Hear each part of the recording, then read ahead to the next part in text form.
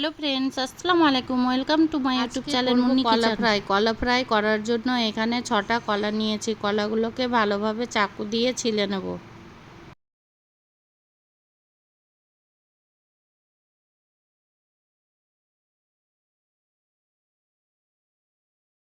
দেখুন, এইরকমভাবে সব কলা ছিলে নেব। সব কলা ছিলা হয়ে গেছে। এবারে একটা কলাকে 5 টুকরো করে কেটে নেব। কলাগুলো একটু মোটা মোটা করে কাটবো।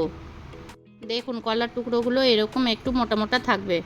এবারে একটা বাটিতে জল নিয়ে 1 চামচ লবণ, 1 চামচ হলুদ দিয়ে কলাগুলো ডুবিয়ে ভালোভাবে কচলিয়ে ধুয়ে নিব। এতে কলার কষটা অনেকটাই চলে যাবে। কলাগুলো 2-3 বার জল দিয়ে ভালোভাবে ধুয়ে নিয়েছি। এবার একটা মশলা তৈরি করে নেব। একটা প্যানের মধ্যে 2টো শুকনো লঙ্কা, 1 চামচ গোটা জিরে, 1 চামচ গোটা গোলমরিচ, 1 চামচ ধনে দিয়ে ভালোভাবে রোস্ট করে একটা গুঁড়ো তৈরি করে নেব। একটা কড়া চাপিয়ে সাদা তেল দিয়ে দেব। তেল গরম হয়ে গেছে। এবার ধুয়ে রাখা কলাগুলো দিয়ে দেব। কলাগুলো প্রায় 50% ভাজা হয়ে গেছে। এবার তুলে নেব। এবার কলার টুকরোগুলো এরকম একটা করে গ্লাসের সাহায্যে চেপে দেব।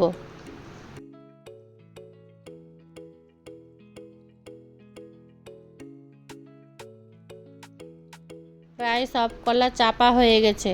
আবারও তেলে কলাগুলো ভেজে নেব।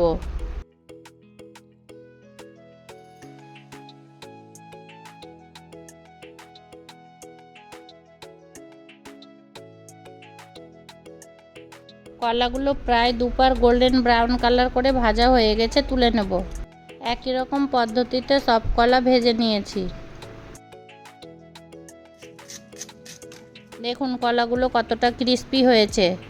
যেই মশলাটা ভেজে গুঁড়ো করে রেখেছিলাম, ওই মশলাটা 1 চামচ, 1/2 চামচ লবণ, 1/2 চামচ চাট মশলা দিয়ে ভালোভাবে মিক্স করে নেব।